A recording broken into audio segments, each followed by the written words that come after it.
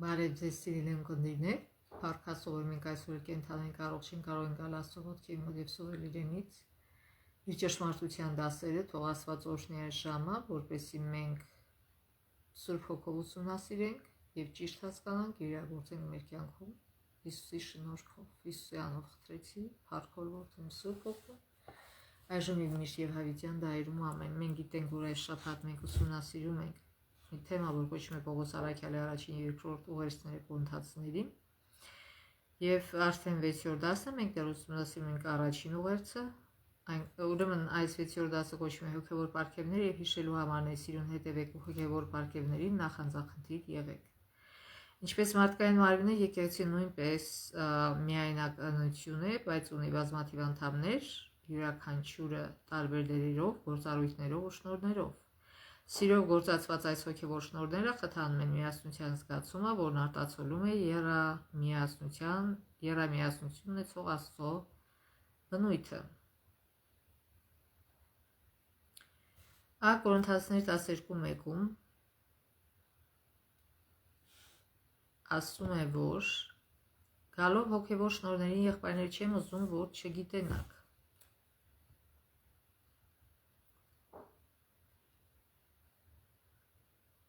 Ուրեմն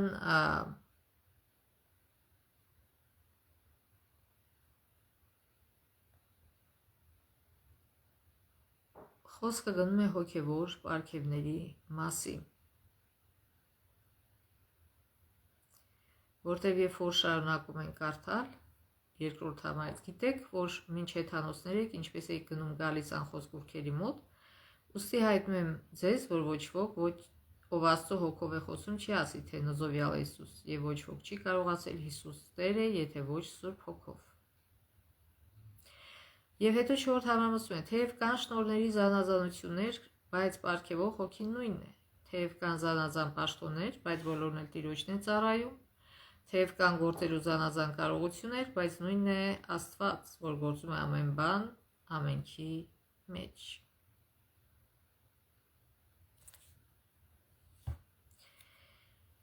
Ուրեմն Կորինթացիս 12:2-3 համարը, որ նոր կարդացինք, Պողոսը նշում է, որ հոգու առաջին պարգևը համարձակ դավանությունն է այն մասին, որ Հիսուսը Տեր է։ Նոր կտակարանյան ժամանակներում ասել, որ Հիսուսը Տեր է, նշանակում էր ասել, որ Կայսրը Տեր չէ։ Գործ Կարաքելոս 17:7 Եվ Յասոնը նրանց ընդունել է, եւ սրանք բոլորը կայսեր հրամաներին հակառակն են գործում, մի ոմն Հիսուսի մասին ասում են, թե թագավոր է։ Եվ Հովհաննես 19:12 համար Սրանից հետո Պիղատոս ուզում էր նրան ազատ արձակել, իսկ հրեաները աղաղակում էին ու ասում. Եթե դրան արձակես, կայսրին բարեկամ չես, ամենայն ոք, որ ինքն իրեն թագավոր է կոչում, հակառակ է կայսեր։ Զատկի նախորեն էր եւ կեսօրվա մոտ էր, եւ նա հրեաներին ասաց. ահա ձեր թագավորը ձեզ։ Իսկ նրանք աղաղակում էին. վերացրու մեր միջից եւ խաչը հանիր նրան։ Պիղատոսը նրանց ասաց. ես ձեր թագավորին խաչը հանեմ։ Քահանայապետները պատասխանեցին. չունենք մենք այլ թագավոր բացի կայսրից։ Այսինքն տեսեք, այնքան մեծ ցանկություն ունեին, որ Հիսուսին ոչնչացնեին, որ իրենք ատում էին Հռոմը, քանի որ Հռոմի լծի ներքո էին, եւ ատում էին կայսրին, ժամանակ առ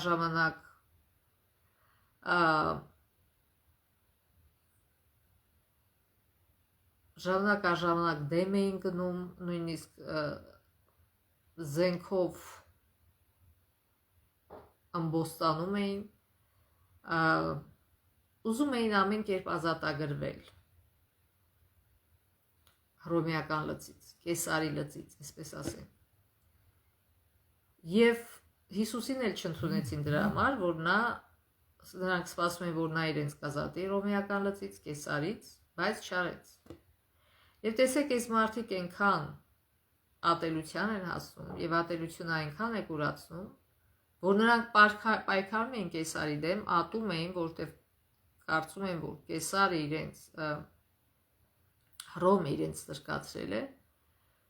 որ հիմա նրանք ասում են կեսարն է մեր թագավորը, մենք ուրիշ թագավոր չունենք։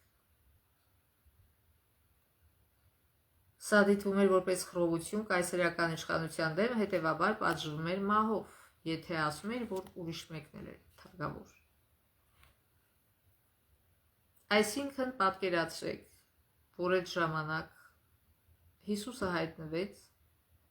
եւ ինքը չէր ասում, որ ինքը երկրային թագավոր է։ Ինքը ասում է, որ ինքը երկնային թագավոր է։ Բայց մարդիկ այդպես էին հասկանում եւ այդպես սխալ Հիսուսը ասում էր, իմ թագավորությունը այստեղից չէ։ Եվ պատկերացրեք, որ մի երկրում մեկը հայտնվի եւ ասի, որ ես թագավոր եմ, բայց թագավորը իրականում ուրիշն է։ Բայց Հիսուսը նույնիսկ չի ասել դա։ Ուղղակի նրանք Հիսուսին կործանելու համար ասեցին, որ Հիսուսը իրեն համարում է թագավոր։ Բայց նորից Հիսուսը ասում է, որ իր թագավորությունը այս երկրի վրա չէ։ Հիսուսը եւ Պողոսը շեշտում են, որ հավատքն Աստծո հանդեպ նույնիսկ հալածանքներում հավան սպառնալիքի պայմաններում հոգու պարգև է։ Իրականում հավատքը այնպիսի մի բան չի, որ մենք պիտի պարծենանք դրանով, որտեղ Աստված է պարգևել այն մեզ։ Իրականում հավատքն ամենահիմնակարային պարգևն է։ Եվ զարմանալի չէ, որ Ա Կորինթացիս 10:13 գլխի 13 համարի ցանկում հավատքն առաջին տեղում է։ Բայց այդ մնում են հավատ, հույս, սեր, սրանք երեքը եւ սրանցից մեծագույնը սերն է։ Տեսեք, առաջին նշվում է հավատ։ Այն, որ հավատքը հոգևոր պարգև է, պարզ է դառնում Ա Կորինթացիների 12:9 Պողոսի արած հայտարարությունից։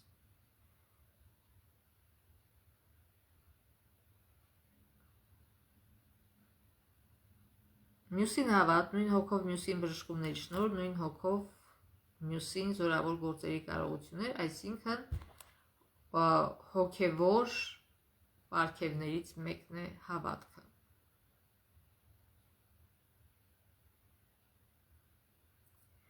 Այնուամենայնիվ կան շատ այլ պարգևներ, այն փաստը, որ Սուրբ Հոգին տարբեր տեսակի պարգևները բաշխում է ամեն մեկին, բաժանելով այնպես, ինչպես կամենում է։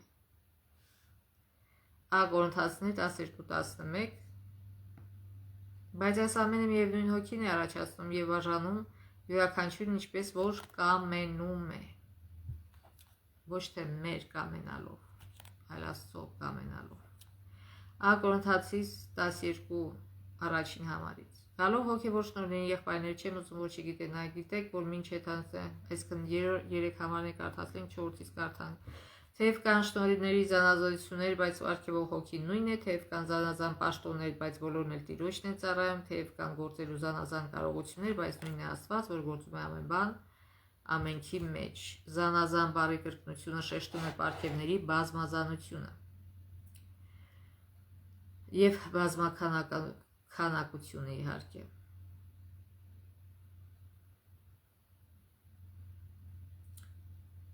Պարգևներ, ծառայություններ, գործեր, ներգործություններ, թեև այս բառերը տարբեր իմաստներ ունեն, կարևոր է խիստ տարբերակում չդնել դրանց միջև, հաշվի առնելով հատվածի համահունչ լինելը։ Հարկավոր է նաև նկատել, որ հոգևոր պարգևները նախատեսված են խթանելու միասնությունը հիմնված Աստծո եռամիասնական էության վրա, այսինքն ոչ թե կռիվ առաջացնեն հավատացյալների մեջ, այլ միասնություն։ Եփեսացիս 4:8-11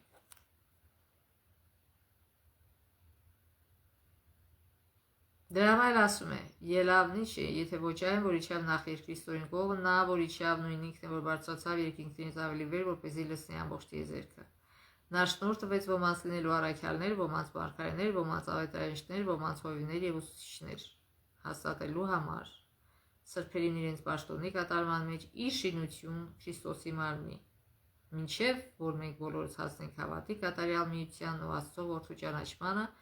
կատարյալ մարդասիճան ունենալով ճիշտ Քրիստոսի հասակի չափը, այսինքն Այդ պարգևները մեզ տրվել են ոչ թե նրա համար, որ մենք գոռոզանանք դրանցով, այլ որպեսզի օգնենք մարդկանց փրկության գործին, որպեսզի շարունակեն կատարելագործվել հավատքի մեջ եւ օգնել ուրիշներին կատարելագործվել։ Մինչ հոգին պարգևների շնորհում հավատացյալներին, հենց Աստված է նրանց զորացնում հավատացյալների կյանքում համայնքում Քրիստոսին ծառայելու համար։ Յուրաքանչյուր հավատացյալի պարգևներն շնորհվում անհատապես, սակայն դրանք բոլորը պետք է օգուտ բերեն հավատացյալների համայնքին որպես ամբողջություն։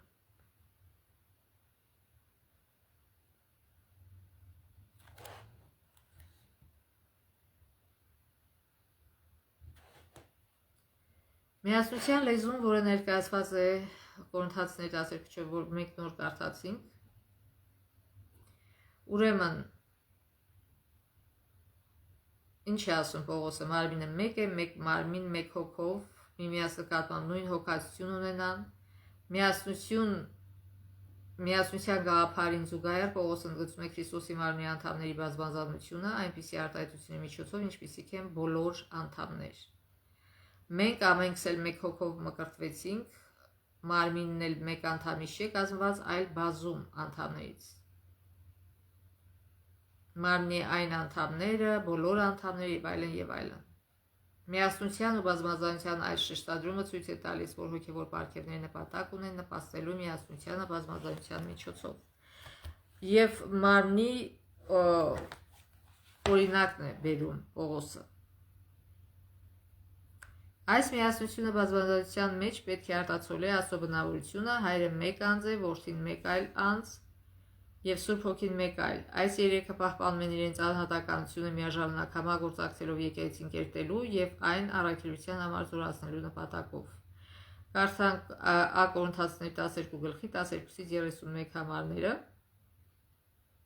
Այստեղ Պողոսը համատում է եկեղեցին մարմնի հետ։ Ինչպես մեկ է մարմինը եւ ունի բազում անդամներ եւ մարմնի այդ բազում անդամները բոլորը մեկ մարմին են, այնպես էլ Քրիստոս, քանզի մեկ հոգով մեկ մարմին լինելու համար մկրտվեցինք մենք ամենքս թե հրեաներ, թե հետանոցներ, թե ծառաներ, թե ազատներ եւ բոլորս էլ այդ մեկ հոգին խմեցինք, այսինքն Սուրբ Հոգին։ Այսպես մարմինը մեկ անդամ չէ, այլ բազում։ Եթե ոտքը ասի, քանի որ ձեռք չեմ, այդ մարմնից չեմ, դրանով չի դադարում նույն մարմնից լինելուց։ Եվ եթե ականջն ասի, քանի որ աչք չեմ, այդ մարմնից չեմ, դրանով չի դադարում նույն մարմնից լինելուց։ Եթե ամբողջ մարմինը աչք լիներ, ուր կմնար ականջը, եւ եթե ամբողջ մարմինը ականջ լիներ, ուր կմնար հոտոտելիքը։ Բայց արդ Աստված դրեց անդամները, նրանցից ամեն մեկը մարմնի մեջ, ինչպես որ կամեցավ։ Իսկ եթե ամբողջը մեկ անդամ լիներ, ուր կմնար մարմինը։ Բայց արդ բազում անդամներ կան, սակայն մեկ մարմին։ Աչքը չի կարող ասել ձեռքին, թե ինձ պետք չես, եւ կամ նույն ձևով գլուխը ոտքերին, թե ինձ պետք չեք։ Եվս առավել մարմնի այն անդամները, որ թվում է թե ավելի տկար են, կարևորներն են։ Բայց մեր պարկիր ուրեմն, որտեղ Աստված կազմեց մարմինը եւ նված պատվավորին առավել պատիվ տվեց, որպեսզի մարմնի մեջ բաժանումներ չլինեն, այլ որպեսզի այդ անդամները նույն հոգը տանեն միմյանց նկատմամբ։ Եվ եթե մի որևէ անդամ ցավ է զգում, նրա հետ ցավ են զգում բոլոր անդամները, եւ եթե մի անդամը փառավորվում է, նրա հետ ուրախանում են բոլոր անդամները։ Արդ դուք մարմինն եք Քրիստոսի եւ անդամներ նրա անդամներից։ Եվ ում որ Աստված կարգեց եկեղեցու մեջ, սրանք են նախ առաքյալներ, երկրորդ մարգարեներ, երրորդ ուսուցանողներ, ապա զորավոր գործեր կատարելու շնորհներ, ապա բժշկելու շնորհներ, օգնելու, կառավարելու շնորհներ, տեսակ լեզուներ, խոսելու շնորհներ, լեզուների թարգմանության շնորհներ։ Միթե բոլորն էլ առաքյալներ են, միթե բոլորն էլ մարգարեներ են, միթե բոլորն էլ ուսուցանողներ են, միթե բոլորն էլ զորություններ գործողներ են, միթե բոլորն էլ բժշկելու շնորհ ունեն, միթե բոլորն էլ լեզուներ են խոսում, միթե բոլորն էլ թարգմանում են, բայց դուք նախանձախնդիր եղեք լավագույն շնորհներին, եւ ես առավել լավ ճանապարհ ցույց կտամ ձեզ։ Այսինքն այստեղ Պողոս առաքյալին չի ասում, ինչպես որ մարմինը։ Եթե մարմնի որևիցե անդամ դադարում է պատշաճ ձևով աշխատել, տուժում է ամբողջ մարմինը։ Նույնիսկ այս ճկուտը, որ կարծում ենք, թե ոչ մի բան չի անում, չէ։ Ճկույթը անեք մեջտեղից, տեսեք ինչքան դժվար է առանց ճկույթի մի բան անելը, նույնը բութմատը եւ այլն։ Եվ մենք գիտենք, որ ամբողջ մեր մարմինը համակարգված է, որպեսզի ամեն մեկը իր գործը անի։ Արյունատարանոցները տանում են բոլոր ամբողջ օրգաններով, շրջան են անում, այդ արյունը շրջան է անում եւ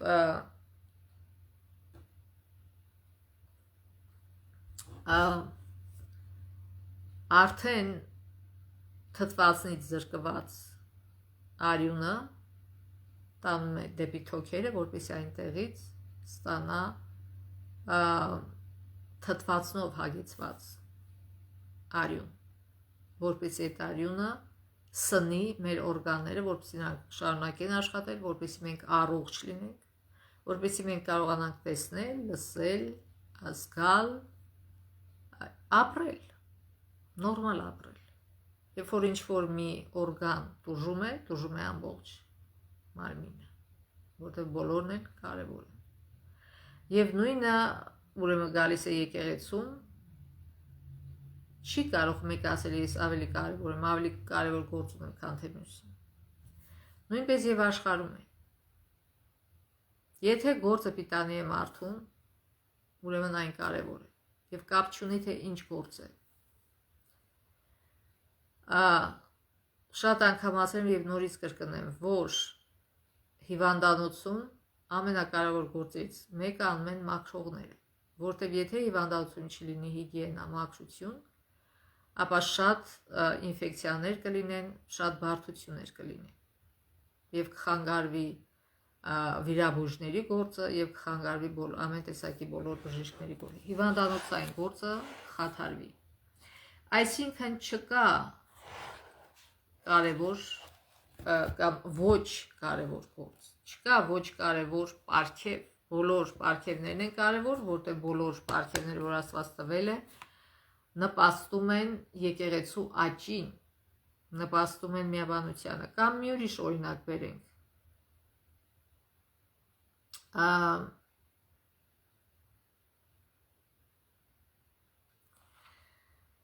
Եթե աղցան ես սարքում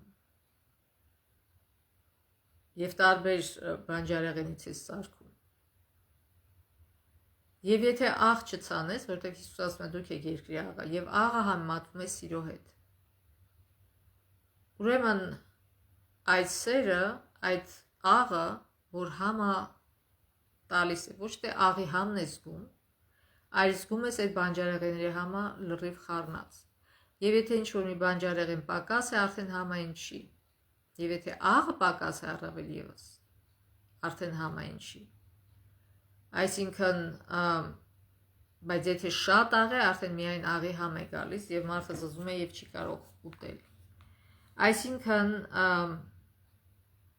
բոլոր բաղկացուցիչ մասերը այդ աղցանի կարևոր է, որպեսզի աղցանը համով լինի եւ օգտակար։ Մեր մարմնի բոլոր անդամները, բոլոր օրգանները պետք է նորմալ գործեն, որպեսզի ամեն մեկ իր գործը պիտի անի, ոչ թե երիկամասի չէ, ես ավելի լավ լյարդ կլինեմ, ու սկսի իբրթե լյարդի գործը անել։ Կամ սիրտը ասի չէ, ես ավելի լավ ստամոքս կլինեմ, իբրթե ուզենա ստամոքսի գործ անել։ Միթե դա հնարավոր է, իհարկե ոչ։ Նույնը այստեղ ասում է Սուրբ Հոգին ամեն մեկին տալիս է պարգև, այնպիսին, ինչպիսին ինքն է ուզում, ինչպիսին գիտի, որ այս մարդը դրանում հաջողություն կունենա։ Եվ պետք չէ մենք մեզ դնենք լյարդի կամ փայծախի կամ չգիտեմ ինչի տեղ։ Ավելի լավ է մենք ամեն մեկս, ոչ թե նայենք ուրիշի գործին ու քննադատենք, ամեն մեկս ձգտենք մեր գործը, անենք այնպես, ինչպես որ պետք է, ոչ թե մեր ժամանակը տրամադրենք ուրիշների գործին հետևելուն եւ քննադատելուն։ Կամ եթե մի սխալ բան տենում ես, ուրեմն սիրով ասա, եթե գիտես թե ինչպես է ճիշտը, նորից սիրով ասա, եթե չես ուզում ասել, նշանակում է, որ ոչ թե դու մտածում ես այդ եկեղեցու բարգավաճման մասին, հոգևոր գործի բարգավաճման մասին, այլ քո փառքի մասին, քո մեծարման մասին ես մտածում։ Այսինքն եթե դու խորհուրդ ես տալի մեկին եւ այդ մեկ իր գործի մեջ հաջողություն են ունում եւ դու ներքինից տարակվում ես, որ այդ խորհուրդը ես այդտեղ ոչ մեկ չի գիտեն թե ինքն է լավ աշխատում, դա արդեն հոգևոր մարդու մտածելակերպ չի։ Եվ իհարկե այն մարդը, որ խորհուրդը ստացել է, եթե նա ազնիվ է, կկանի եւ կասի, որ ես ինչի օգնությամբ, խորհրդի օգնությամբ ես հասկացա եւ այսպես արեցի։ Եվ իհարկե ամեն ինչում պիտի փառավորվի Աստված, որտեվ ամեն ինչ որ ունենք Աստված է տալիս։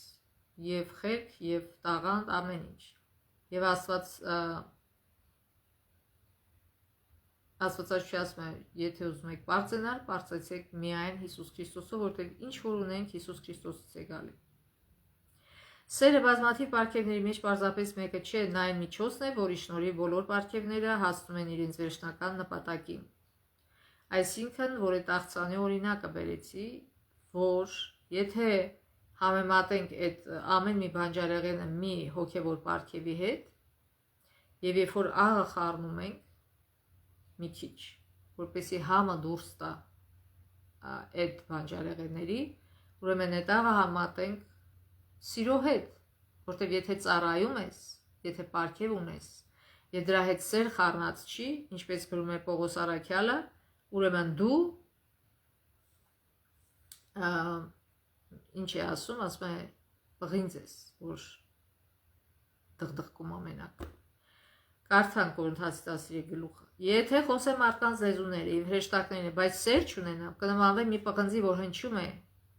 կամ ծծխաների, որ ղողանջում են, այսինքն մենակ ձեն են հանում։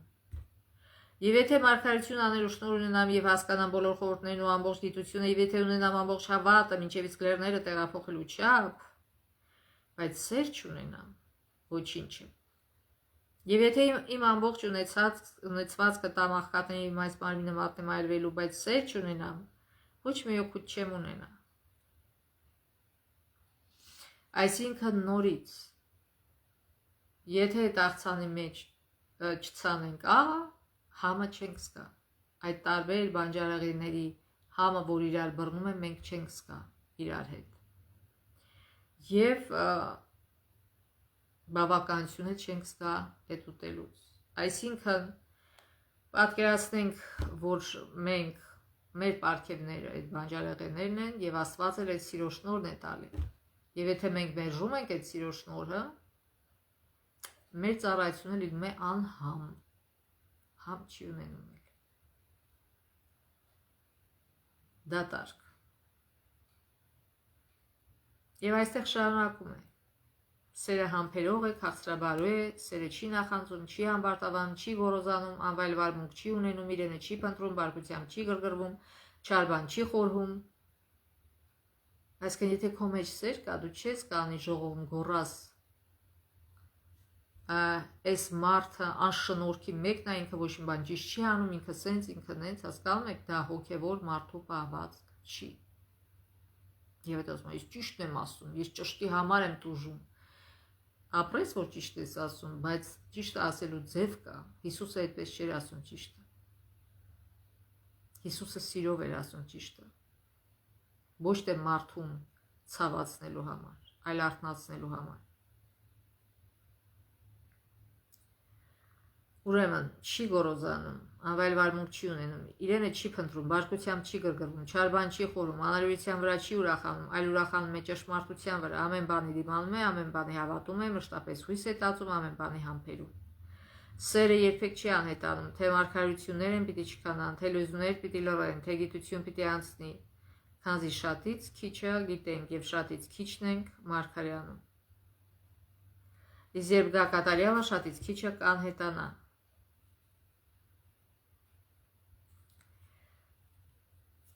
Ուրեմն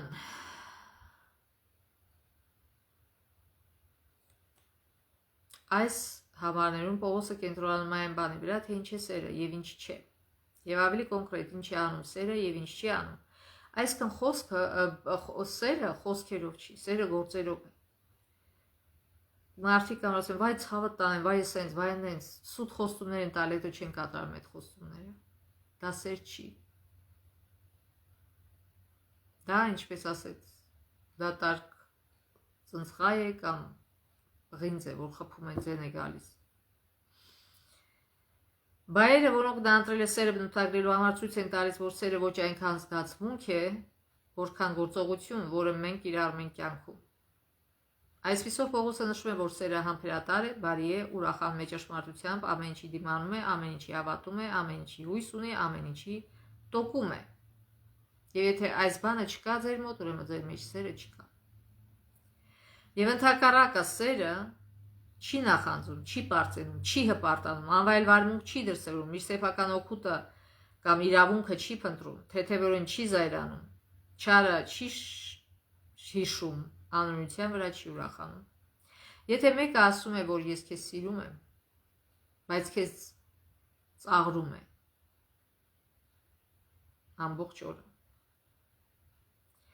գոռոզանում է քո վրա ամբողջ օրը, անվայել վարմունք է ցույց տալի քո հանդեպ, միշտ իր սեփական օգուտն է փնտրում, ասացեք խնդրեմ, այդ մարդը ճիշտ է խոսում, ինքը սիրում է, ոչ, ինքը միայն իրեն է սիրում։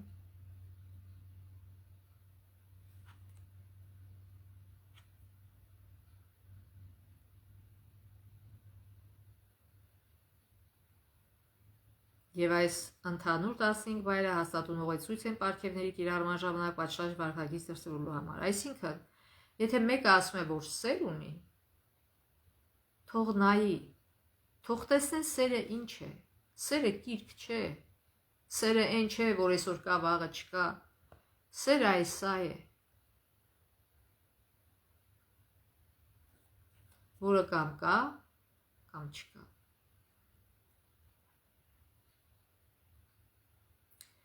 Հատկանշական է, որ սիրո իրական բնույթի վերաբերյալ այս քննարկումը գտնվում է 12 և 14 գլուխների միջև, որտեղ Պողոսն անդրադառնում է հոգևոր պարգևների շուրջ ճաքած հակամարտությանը։ Անկասկած է, որ սերը հոգևոր պարգևների իմաստուն օգտագործման բանալին է։ Սերը դրվում է նաև հավատի և հույսի կողքին, սակայն սրանցից ամենամեծը սերն է։ Այդ վերջին համար, որ ասում է, սրանցից ամենամեծը սերն է։ Ինչ կարող եք ասել լեզուների պարգևի մասին։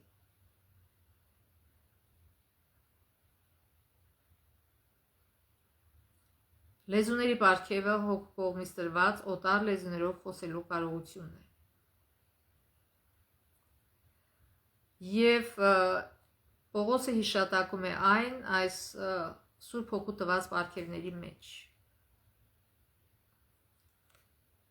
Եվ լեզուների պարգևին կատարված բառերը հուշում են, որ այս հարցը Պողոսի համար առանձնահատուկ նշանակություն ուներ։ Կորինթոսի եկեղեցու կողմից այս պարգևի սխալ օգտագործումն ու չարաշահումը անկարգություն ու շփոթություն էին առաջացրել հանրային երկրպագության ժամանակ։ Ա Կորինթացիս 14:23 համար։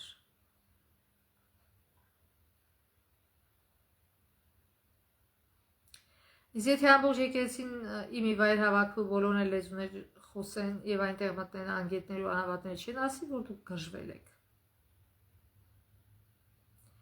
Թե լեզուներ են խոսում երկու կամ ամենաշատը 3 հոգի, թող մեկ խոսեն եւ թող մեկն էլ թարգմանի։ Այսինքն մարդիկ ինչ որ լեզու գիտեն եւ անտեղի տեղ օգտագործում են։ Այսինքն այդ եկեղեցում այդ լեզուն չեն հասկանում, իրենք այդ լեզու խոսում են։ Ասում են, եթե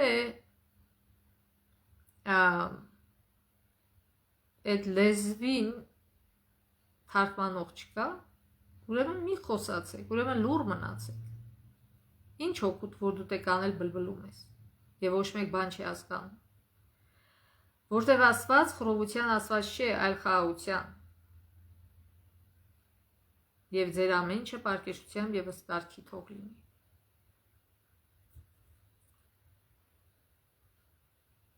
Լեզուներով խոսելու պարգև պետք է զուգահեռ լինի դրանց մեկնաբանման պարգևին, քանի որ լեզուները պետք է լինեն տրամաբանված եւ հասկանալի։ Հակառակ դեպքում այդ պարգևի կիրառումից ոչ մի օգուտ չկա։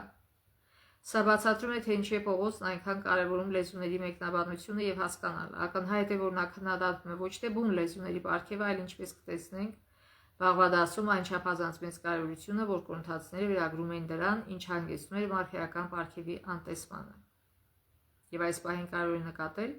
որ թեև Պողոսը ցանկանում էր բոլոր կորինթացիները կարողանան խոսել օտար լեզուներով, այնուամենայնիվ նա չի ակնկալում, որ նման բան տեղի կունենա։ Հետևաբար այն միտքը, թե բոլորը պետք է լեզուներով խոսեն նախքան Սուրբ Հոգով կրթված ներողականություն ունենալը, Պողոսի ուսուցման աղավաղումն է։ Այսինքն, ինչի համար գիտենք, որ Աստված Պենտեկոստի օրը լեզուներ այնպես արեց, որ մարդիկ ծրագրեր դրեց իր առաքյալների, իր աշակերտների ուղեղներում տարբեր լեզուների ծրագրեր, որտեղ այդտեղ կային տարբեր լեզուներ իմացող մարդիկ, որ հրերեն չէին հասկանում, եւ Աստված այդպես արեց, որպեսզի այդ օրվա մեջ ամեն մեկը իր լեզվով լսի ավետարանը։ Եվ նաեւ երբ որ մարդը օտար լեզու է իմանում, հիմնական ինչի համար նա պիտի օգտագործի օտար լեզուն, որպեսզի օգնի ուրիշին, որը չգիտի այդ լեզուն, ինչի համար է թարգմանիչ աշխատում, որպեսզի գոռոզանա լեզուն չիմացողի վրա, ոչ, այլ որպեսզի իրեն օգնի իր խնդրը լուծելու համար։ Ցավոք շատ թարգմանիչներ իրենց տոնով, իրենց խոսալու ձևով վիրավորական է իրանց տոնը, իր խոսալու ձևը այն մարդու հանդեպ, որ լեզուն չգիտի։ Իրանք մոռանում են, որ իրանք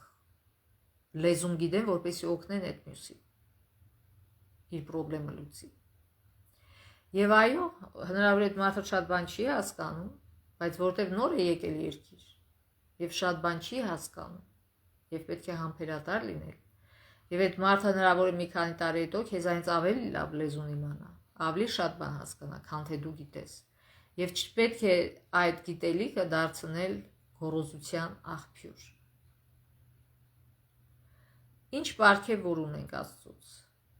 մենք պետք է օգտագործենք ուրիշների օգուտի համար։ Այո, թարգմանիչը փող է ստանում, բայց հիմնական նպատակը մարդկանց օգնելն է։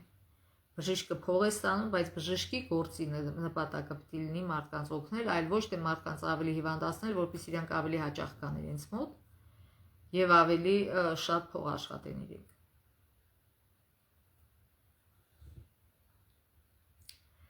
Մարգարեության պարգևը նշանակալի տեղ է զբաղեցնում հոգևոր պարգևների վերաբերյալ Պողոսի քննարկման մեջ։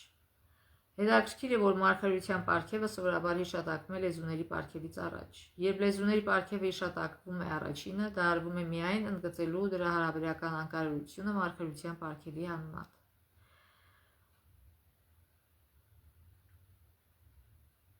Կորինթացիներ 14:3-4 Իսկ նա մարգարեանը մարդկանց հետ է խոսում ի շինություն, ի մխիթարություն եւ ի սփոփանք։ Ով լեզուներ է խոսում ինքն իրեն հաստատում, իսկ ով մարգարեանում է ամրացնում է եկեղեցին։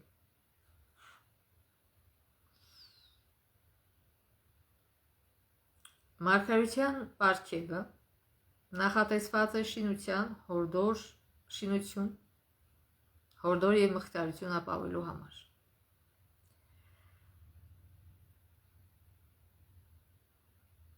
Գործ Առաքելոց 15:32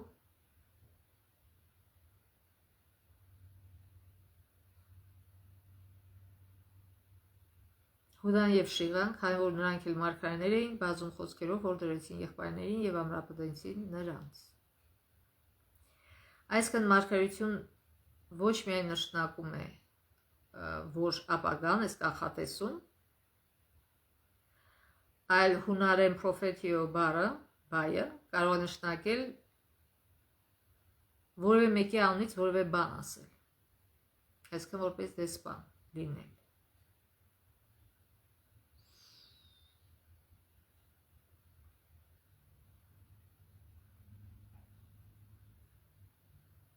Եվ Եփեսացիներ 4:11-13 կարդանք.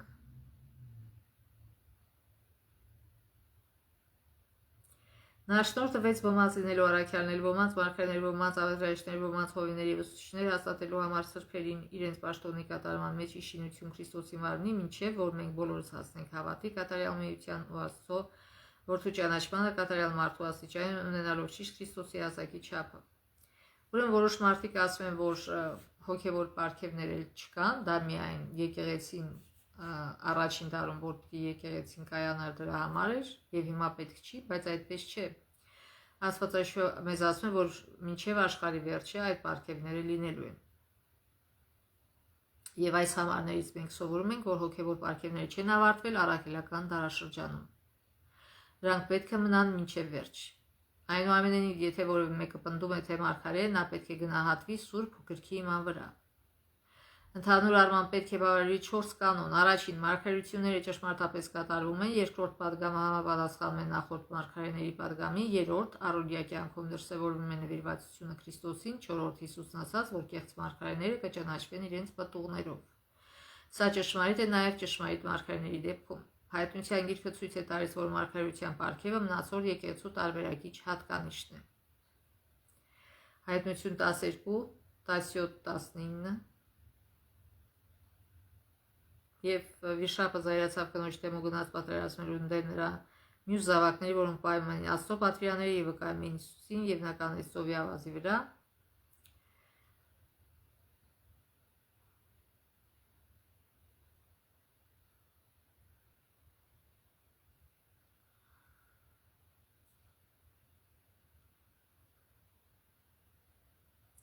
Որպես 7-րդ օրվա ադվենտիստներ մենք հավատում ենք, որ մարգարեության պարգևը շնորհվել է Էլեն Ուայթին եւ արտացոլված է նրա գրվածքներում, եւ վերջում կարդանք նրա գրվածքներից The Advent Review and Sabbath Herald 12 ապրիլի 1906 Թող մարդիկ դուրս գան աշխատելու վստահելով Տիրոջի եւ նա կլինի նրանց հետ համոզելով եւ դարձի բերելով հոգիները։ Մի աշխատող կարող է հմուտ լինել խոսելու մեջ, մյուսը հմուտ գրող, մեկ ուրիշը կարող է ունենալ անկեղծ երանդուն ու ջերմեռանդ աղոթքի պարգև, մեկ ուրիշը երգելու շնորհ, մեկ այլ ոք կարող է օժտված լինել Աստծո խոսքը հստակ բացատրելու առանձնահատուկ կարողությամբ, եւ յուրաքանչյուր պարգև պետք է դառնա զորություն Աստծո համար, որտեղ նա համագործակցում է աշխատողի հետ։ Աստված մեկին տալիս է իմաստության խոսքը, մյուսին գիտությունը, մեկ ուրիշին հավատը։ Բայց բոլորը պետք է աշխատեն նույն գլխավորի առաջնորդության ներքո, այսինքն Հիսուսի։ Շնորհների բազմազանությունը տանում է դեպի գործունեության բազմազանության, բայց նույն Աստվածն է, որ ամեն բան գործի է դնում ամենքի մեջ։ Թող ոչ ոք չարհամարի ենթադրյալ փոքր շնորհները, թող բոլորը մղվեն աշխատանքի, թող ոչ ոք ձեռքերը ծալած չնստի անհավատության մեջ, կարծելով թե ինքը չի կարող որևէ մեծ գործ անել։ Դադարեք նայել ինքներդ ձեզ, նայեք ձեր առաջնորդին։ Հեզությամբ, անկեղծությամբ ու սիրով արեք այն, ինչ կարող եք։ Մեծ ու փոքր գործ չկա, կա կարևոր գործ։ Եվ նաև կարդանք հայացք վերից Էլեն Ուայթի հայացք վերից H141 Մեզանից յուրաքանչյուրն ունի այն օգնության կարիքը, որը կարող է ստանալ այլ մտքերից։ Աստված կգործի նաև ուրիշների մտքերի օգնությամբ, ոչ միայն մեր։ Տարբեր մարդկանց տրված զանազան շնորհները պետք է միախառնվեն, կատարելագործելու սրբերին ծառայության գործում Քրիստոսի մարմնի շինության համար։ Ինչպես այդ աղցանը, որի օրինակը ես բերեցի, որպեսզի եկեղեցին համոհոտ ունենա։ Եթե չկա սեր, եթե չկա միաբանություն, այդ եկեղեցին չի ունենա համոհոտ։ Մեր առջև միշտ է լինելու են խոչընդոտներ, բայց մենք պետք է հետևենք մեր առաջնորդին, մեծատար առաջնորդին Հիսուսին եւ միասնաբար դիմագրավենք դժվարություններին ձեռքի տված։ Այլ ոչ թե անդադար իրար քննադատենք, իրար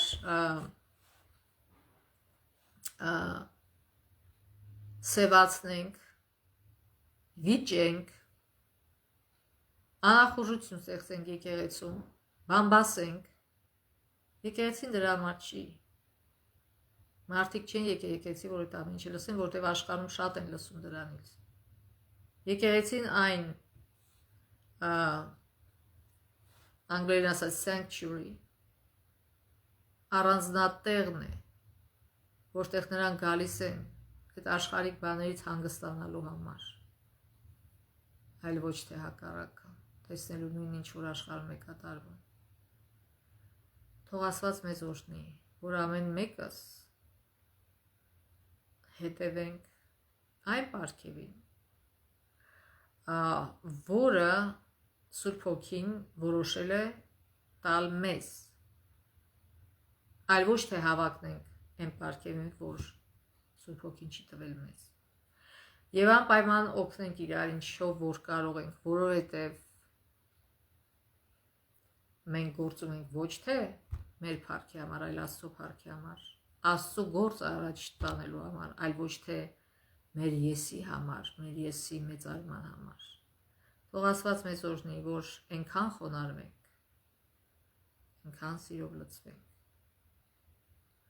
որ իրոք լինենք Աստծո եկեղեցի, որ իրոք մեր պարգևները